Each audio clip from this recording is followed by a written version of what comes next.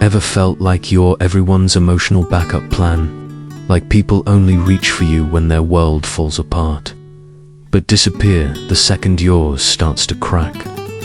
What if I told you some of the most dangerous forms of disrespect come not from enemies, but from the people you love most? You're not a vending machine for comfort, and yet some people treat you like one pressing your buttons for peace, attention, and energy, with zero thought about what it costs you inside. Some people walk through life as if they're entitled to your time, your energy, your peace of mind. To them, you're not a human being with needs and limits. You're a walking emotional resource they can tap into anytime they're angry, bored, or just having a bad day. Boundaries. They treat those like suggestions, roles made to be bent, broken, or ignored. But here's the cold, ugly truth. Most people don't realize the damage they've allowed until it's already too late. Until they wake up one day emotionally drained, running on fumes, stuck in survival mode, wondering why every interaction leaves them feeling hollow, used, and invisible. I once worked with a woman, let's call her June. She was in her mid-60s, kind, generous, the type who always baked cookies for her neighbors and never said no when family needed a favor. But it wasn't until her own daughter asked to borrow money for the fourth time that month without even mentioning the previous debts that June finally paused. And in that still, painful moment, she realized this isn't love. This is entitlement dressed in family clothing. That's why this video is going to walk you through 5 specific behaviors you should never tolerate. Not from your partner, not from your boss, not even from your own family. Because here's the truth. Every time you let these things slide, you chip away at your own peace, your own worth, and your own sanity. So if you're ready to stop justifying disrespect and start defending your inner peace, drop a comment below, hit that subscribe button, and let's get into it. Because the emotional armor you build today might be the very thing that saves you tomorrow. Let's begin. Behavior. 1. Constant criticism. Some forms of emotional harm don't arrive with a bang. They seep in, drip by drip. A slow erosion that starts subtly, maybe with a casual comment about your clothes. Then it's your voice, your opinions, your dreams. And before long, you're not living small because you want to. You're shrinking because someone's been quietly convincing you that nothing about you is ever good enough. This kind of persistent criticism isn't just annoying, it's psychological warfare.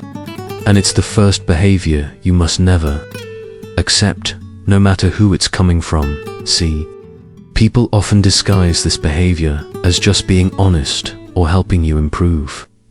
But let's be clear, there's a massive difference between constructive feedback and constant criticism. Constructive feedback is grounded in care. It's specific, respectful, and meant to help you grow. But constant criticism, that's about control. It doesn't just challenge what you do, attacks who you are. And for many adults, especially those raised on phrases like tough love or that's just how our family talks, this pattern can become dangerously normal. But make no mistake, familiar doesn't mean healthy. Just because someone has always spoken to you that way doesn't mean they ever should have. Psychologically, this kind of chronic criticism triggers the brain's threat detection system. Studies show that repeated negative feedback, especially from people we trust or love, can rewire the brain to expect rejection, even when it's not there.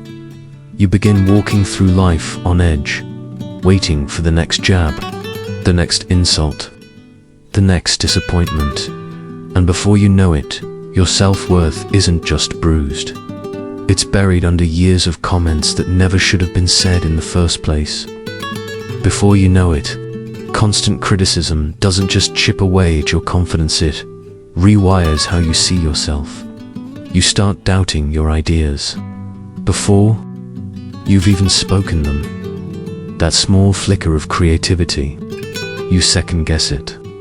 That instinct to share something vulnerable, you silence it before anyone else even hears it. And the worst part, you begin to lose your natural confidence, not because it was never there, but because someone else has been slowly, methodically, chiseling away at it. In families, this shows up as comparison. Why can't you be more like your brother? In the workplace, it's the supervisor who only notices your mistakes, never your efforts, never your wins. And in relationships, it's the partner whose honesty feels more like poison dressed as feedback, backhanded compliments, jokes that sting, sarcasm wrapped in smiles. These aren't accidents, and they're not just quirks of personality. They're emotional strategies, whether intentional or not, that leave you feeling smaller than you are. And the longer you tolerate them, the more damage they do. From a Stoic perspective, this kind of persistent, demeaning behavior is the opposite of how a virtuous life should be lived. Yes, the Stoics valued resilience. Yes, they preached discipline, but not silence in the face of abuse. Epictetus taught us a crucial truth. While we cannot control what others say or do, we are entirely responsible for what we accept and how we choose to respond. To live with dignity is to draw clear, unshakable lines around what is acceptable and what is not. Because someone who constantly tries to shrink you is not offering wisdom. They are attacking your soul. So what do you do when you realize you've been surrounded by this behavior? You begin by validating your own experience. That sinking feeling in your stomach whenever you're around them, it's not weakness. It's your internal compass pointing directly at the danger. The tension in your shoulders, the fatigue you feel after a conversation, the hesitation before picking up their call. These aren't small things. They're symptoms of repeated emotional violations. Your body knows what your mind is still trying to justify. Now, responding doesn't always mean conflict. Sometimes, especially in complex, long-standing family dynamics, it means subtle redirection. It means clear, calm communication, or a gentle step back. For others, it may require drawing hard emotional boundaries, limiting time spent with that person, or even walking away from the relationship altogether. But I'll tell you this, the most dangerous thing you can do is to keep absorbing the damage, just because it feels easier than speaking the truth. You weren't born with the belief that you're not enough. Someone planted that lie in you, and like any false belief, can, and it must, be unlearned. No one gets to convince you that your worth is conditional.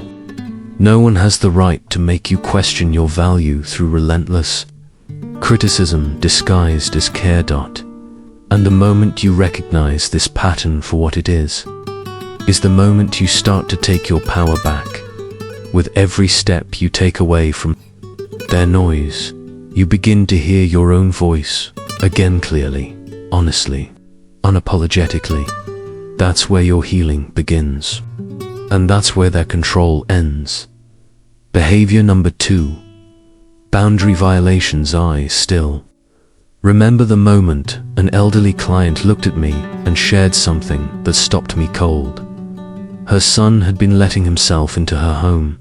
No call, no knock. He used the spare key she gave him years ago, in good faith thinking it would only be used for emergencies. At first, it was harmless, dropping off groceries, delivering paperwork, but then he started showing up while she was asleep.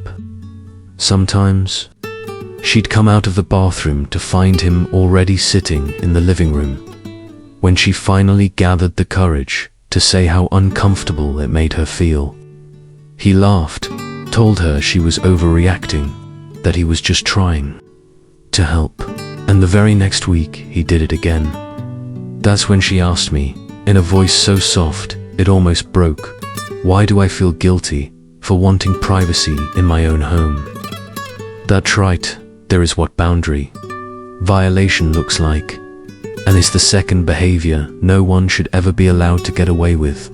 Because when someone repeatedly ignores the limits you've clearly set, and then makes you feel like the problem, that's not miscommunication. It's manipulation. It's a power play. And it cuts deep, not just because of what they did, but because of what it says, that your comfort doesn't matter, that your needs, your space, your autonomy mean nothing to them. But boundaries aren't walls. Boundaries are not walls. They're guidelines, invisible fences we build to protect the most precious parts of ourselves, our time, our space, our emotional energy. For some, it looks like needing a heads up before guests drop by. For others, it's choosing not to discuss politics or religion at dinner. In romantic relationships, it could mean alone time, transparency about finances, or digital privacy. These aren't extreme demands. They're basic acts of self-respect. Yet somehow, people, especially those closest to us, soften, make it feel like we're asking for too much. Why? Because some people have never learned what a boundary even is. They grew up in environments where emotional access was taken, not earned, where love meant control, not care. So they continue the pattern. If they love you, they believe they should have full access to your time, your thoughts, even your physical space. But there's another type of boundary crosser, the more dangerous kind. The manipulator. They know exactly what they're doing. They don't barge in, they test. A little joke here, a slight overstep there, just enough to see if you'll stay silent. And when you finally speak up, they flip the script. Suddenly, you're the dramatic one. You're selfish, cold. They weaponize your empathy. They make you feel guilty for simply having standards. And the worst part, these subtle violations build up slowly, quietly. The coworker who jokes a little too often about your personal life, the parent who brings up your trauma in front of others, the friend who keeps forgetting to repay you, the partner who accidentally reads your messages. On their own, each act might seem small, but they stack, and with each one, your self-respect erodes until you start questioning whether you're even allowed to have boundaries at all. From a Stoic perspective, setting boundaries is not selfish. It's leadership over your own life. As Epictetus said, no one can control your inner world unless you hand them the key. But the external world, your time, energy, space needs just as much protection. When you let people intrude again and again, you don't just lose energy, you lose sight of what's yours to defend. The answer isn't aggression, it's clarity. Say what happened, explain how it impacts you, state what needs to change. No drama, no guilt, no apology. You're not punishing them, you're preserving yourself. But here's the truth most people miss. Boundaries without consequences are just suggestions. If someone keeps crossing the line after you've clearly communicated, your limit, it's no longer time for another talk. It's time to act. That could mean spending less time with them, refusing to have certain conversations, or, in some cases, cutting ties altogether. Because the longer you tolerate it, the more you teach them your boundaries are flexible, bendable, eventually invisible. But real love doesn't flinch at your boundaries. It adjusts, it asks questions, it makes room, because love isn't about access, it's about respect. And anyone who calls your boundaries too much is telling you exactly how little they value your autonomy. So pause. Ask yourself, how many times have you stayed silent just to avoid feeling uncomfortable? Let's pick up where we left off. Reclaiming your peace is not just an act of self-care. It's a declaration of self-worth. Now ask yourself, how many times have you silenced your own truth just to avoid conflict? How many moments have you swallowed what you really felt because keeping the peace felt easier? Maybe, once upon a time, that was your way of surviving. But not anymore. Your space is sacred now. Your peace is no longer a luxury, it's a necessity. And your boundaries, non-negotiable. That's the line. Let it be one that no one crosses ever again. Behavior number 3. Manipulation and gaslighting. Have you ever heard this? You're too sensitive. I never said that. You're twisting my words again. These aren't just innocent remarks. They're weapons used subtly, slowly, and deliberately. And if you hear them enough times, you start to question yourself. Not just your memory, but your instincts. Your very sense of reality. That's what makes emotional manipulation so dangerous. It doesn't hit you with bruises. It hits you with confusion. It doesn't yell, it whispers. And it whispers so long, so quietly, that eventually your inner voice just stops responding. Unlike obvious abuse, gaslighting doesn't announce itself. It doesn't kick down the door. It seeps in, quiet, calculated. It looks helpful, reasonable, even loving. That's how it gets close. And that's how it does the most damage. Criticism might attack your confidence, but gaslighting, it dissolves your clarity. You don't just start doubting what you feel.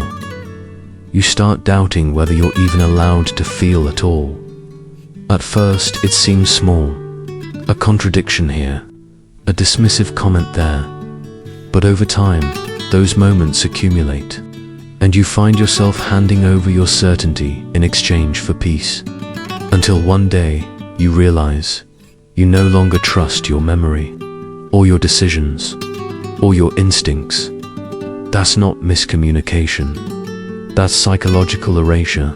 Now pause. How do you really feel around them?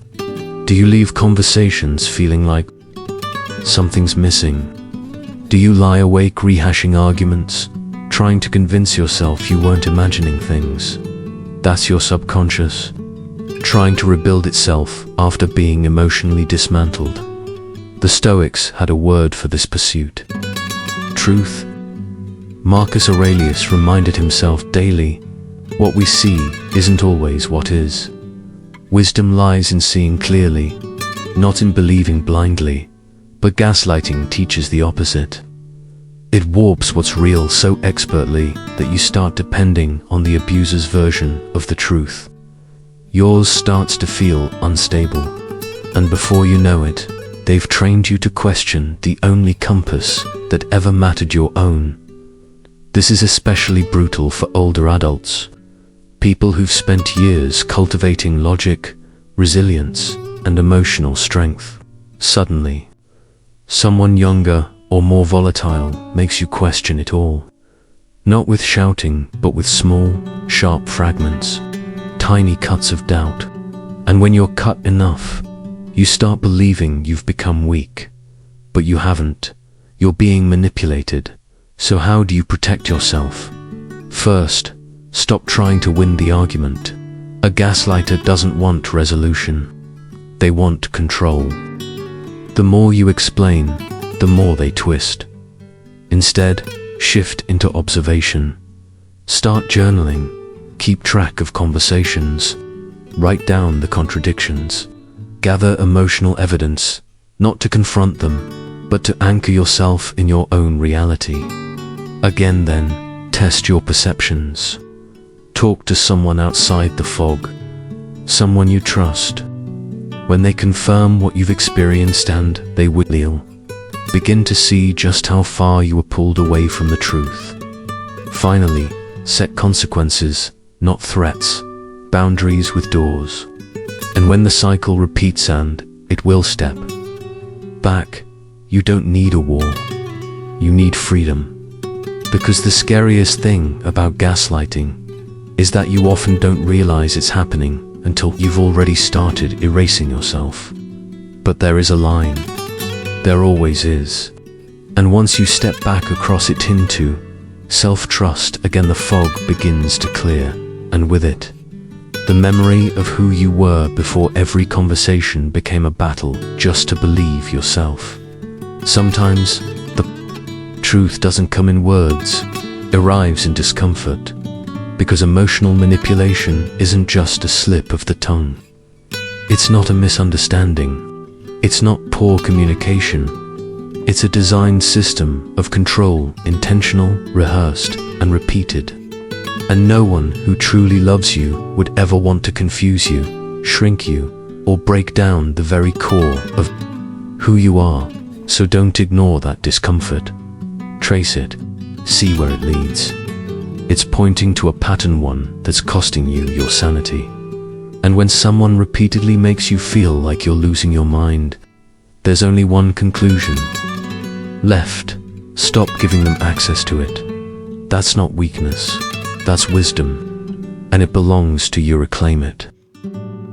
Behavior number 4. Dishonesty that destroys trust. There's a particular kind of silence that falls the moment you realize someone has lied to you. Not a small slip. Not a white lie. A real lie, intentional, prepared, and delivered with a calm, straight face. And in that moment, something breaks. Not just the trust between you and them, but something inside you. The feeling that the world made sense 5 minutes ago, and now it doves on single quotes. Chronic dishonesty is the 4th behavior that no one should ever get away with. Not in your relationships, not in your home, and definitely not in your heart.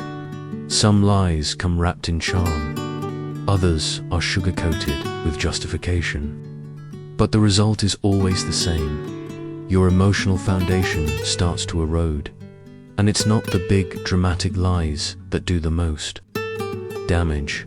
It's the drip of deceit over time, the small omissions, the shifting stories, the promises that are never kept, the white lies, the half-truths, the memory lapses that are just a little too convenient. This kind of dishonesty doesn't just annoy you, it destabilizes you. Repeated exposure to lies doesn't just make you distrust others, it makes you doubt yourself.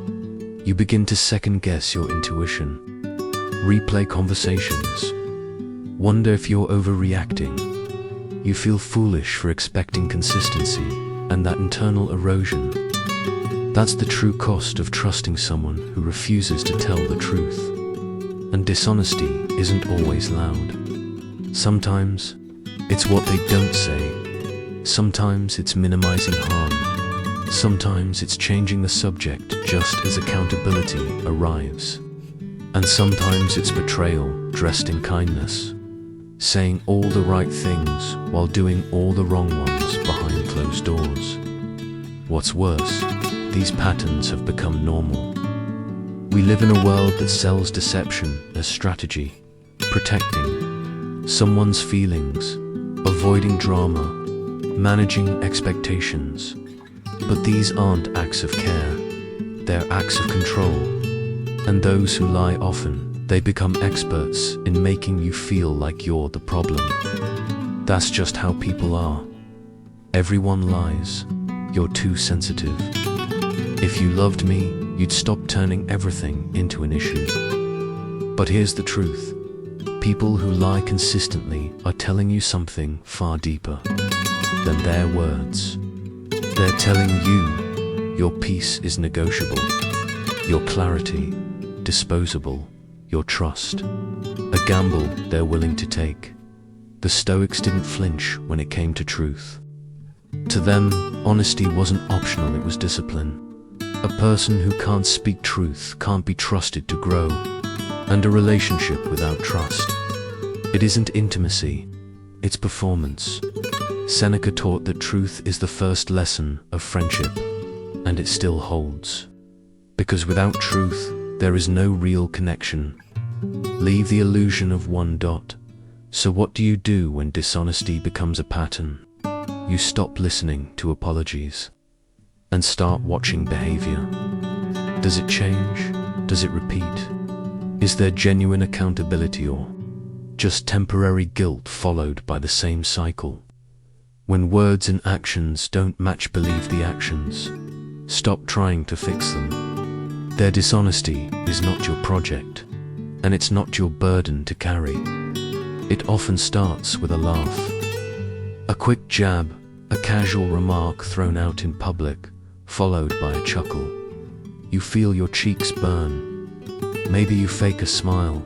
Maybe you even laugh along, just to keep the atmosphere light. But something inside you tightens. Not because it's funny, but because it isn't. You don't feel seen. You feel exposed, mocked, ridiculed. And when you finally speak up, they raise their hands and say, "Relax, I was just joking." This is the fifth form of behavior that should never be excused. Disrespect disguised as humor or, worse, as honesty. It's one of the most normalized forms of emotional abuse, especially from those closest to us. I once worked with a woman named Carol. She was a retired librarian in her 70s. In her own words, she had tough skin, shaped by a time when speaking up wasn't encouraged. Words were not to be challenged. Her brother, always the blunt one, would make offhand remarks about her appearance, her home, her past, her weight, her divorce, her life. Each comment came with a smirk and a familiar line. "You know I'm just being honest." Or, "If you can't take a joke, that's on you." Carol brushed it off for decades, until one holiday dinner, he made a remark that her ex-husband didn't just leave, he escaped. Something inside her snapped. She didn't speak to him again for 2 years. It wasn't the insult, she told me.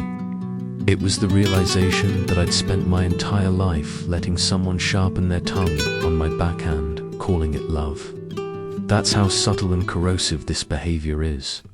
These aren't just harmless jokes, they are precision attacks, wrapped in sarcasm, aimed at your dignity. They ridicule your dreams, critique your body, question your life decisions, demand that you laugh along to keep the peace. And if you don't, now you become the problem. You're too sensitive, you're too emotional, you can't take a joke. But let's make one thing clear. If the laughter only goes one way, it's not humor, it's humiliation, and sometimes it's even more toxic. Brutal honesty weaponized as dominance. "I'm just being real," they say while slowly eroding your confidence. But real honesty, the kind that comes from character and care, it's never brutal. It's thoughtful, measured, compassionate. What they're giving you isn't truth. It's control disguised in the language of honesty. From a Stoic perspective, this behavior is the opposite of virtue. Marcus Aurelius once said, "Let your words be like a doctor's remedy used to heal, not to wound." The Stoics believed in truth, yes, but never truth without wisdom or without kindness. Cruelty disguised as truth isn't courage. It's cowardice hiding behind clever phrasing. So what do? First, stop laughing at what hurts. Stop justifying what wounds you. When someone crosses a line and tries to cover it with a joke, call it what it is. Say, calmly and directly, "That felt disrespectful." Not with anger, not with tears, just clarity. No arguing, no defending, no debating. Let the discomfort sit where it belongs with them. And if the behavior continues, don't raise your voice, raise your standards. Don't retaliate, withdraw, step back emotionally, limit your access. And if necessary, them from your space completely, because repeated disrespect, especially the kind wrapped in a smile and followed by "I didn't mean it," is still disrespect. The punchline doesn't erase the impact. The people who deserve your time and energy are the ones who care about how their words land, not just how they were meant.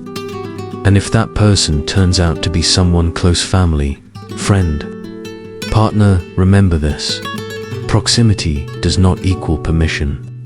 Just because someone is close to you does not mean they get to cut you with their words and call it bonding. You don't owe emotional access to someone who turns your insecurities into entertainment. You are allowed to say, "That's not funny." You are allowed to say, "That's not love." And you are absolutely allowed to say nothing at all and walk away from anyone who mistakes cruelty for connection, because your dignity is not up for debate. Not anymore. Not in your presence. You've just uncovered 5 behaviors that no one, not even family, should ever get away with. Constant criticism, boundary violation, skashing, dishonesty and disrespect, hidden behind a smile and a casual "just kidding." These aren't quirks. They're warnings. And now that you can see them, really see them, there's only one question left. What will you do about it? Because tolerating toxic behavior doesn't make you strong. It makes you exhausted every time you let someone cross a line without consequence. You're teaching them and yourself that your peace is optional. It's not so. Take a moment and ask yourself, does this relationship nourish me or drain me? Does it bring peace or confusion?